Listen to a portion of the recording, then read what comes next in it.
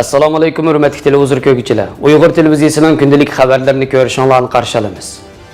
Uyg'ur kishilik huquq qonuni hal qilg'ich bosqichga keldi. Koreydagi Ili General Mahkamasi bilan Keriyadagi Qurbon Tulum sari Xitoy kommunistlari tomonidan atalmış Millatlar Ittifoqligi bazasi qilib bekitildi. Malayziyaning shimolida suv ofati yuz berdi. Sog'lomlik haqida savat. Tövəndə ixtiyorlar xabarlarimizning tafsiliy mazmunlarida bo'lsin.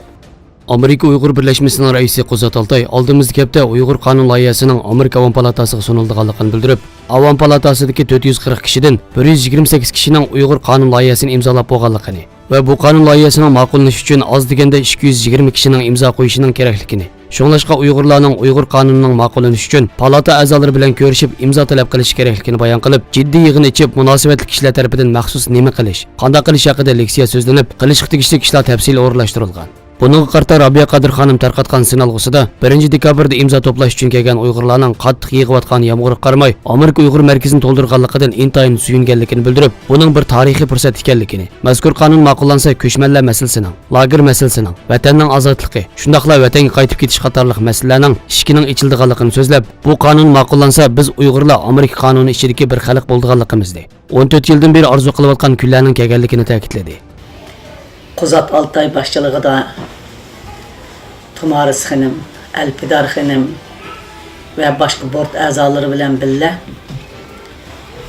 ögünlükке oturuğa koyulduğun kongres ve senatörlerde koyulduğun Uyghur kanunu doğruluk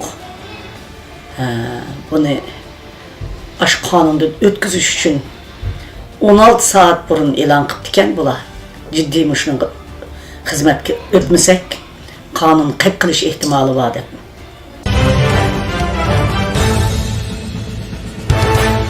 Atalmış Şinjan gezitining 29 noyabrdagi sonida xabar qilinishicha, Qo'rg'os noyisining Kurgizisiga joylashgan tarixiy o'rinlardan Ili General Mahkamasi bilan Keriya noyisidagi Qurbon Tulum xotir sari Sharq Turkistondagi Millatlar Ittifoqligini ilgari surish tarbiya bazasi qatoriga kirgizilgan.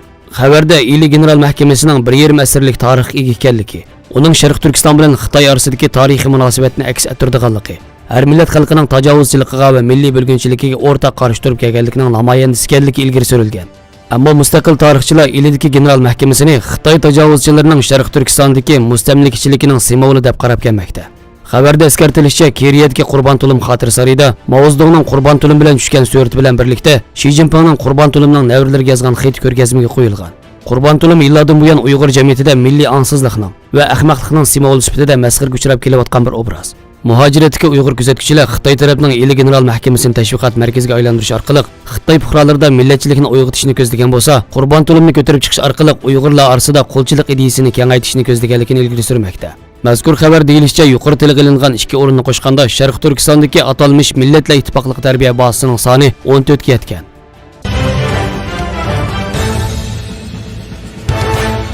Malayziya taratqullaridagi xabarlarda ko'rsatilishicha, Terengganu shtatida hafta oxiridan buyon tarqoqlashtirilgan kishilarning soni 5807 ga yetgan.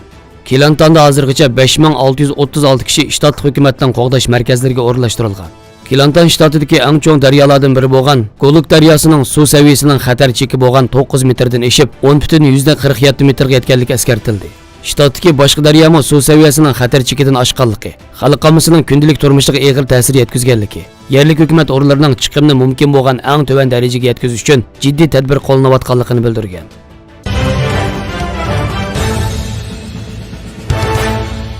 Uzuqshunoslarning tushuntirishicha, navatning qalni silqlashtirib, yurakni tozalash, beoromlikni tugitib, usuzlikni besish, manfiylikni kuchaytirib, xilib paydo qilish, o'pkani silqlashtirib, yo'talni to'xtatish qatorliq roli bor ekan. Shundaqla navat o'pka qurg'oqlashdan yo'tilish, balg'amsiz quruq yo'tal, qon aralash, balg'am tukirish qatorliqlarga obdan manfaat qiladi ekan. Tibbiy materiallarda ko'rsatilishicha, tövandagi reseptlar orqali navatning shifoliq rolidan foydalanib kasal davolig'i bo'ladi. 1. Navat bilan choy damlab ichib olganda badandagi sovuqni ilib, o'llikni yo'qotadi. 2. Xas urug'ining shirnisini chiqarib, navat bilan aralashtirib iste'mol qilsa, choch tushishining oldini oladi. 3. Lochin donidan 10 gram, navatdan 10 gram ilib so'qib, tasqab kunda 3 qatim, har qatimda 10 gramdan iste'mol qilib bersa, choch oqirishining oldini oladi. 4.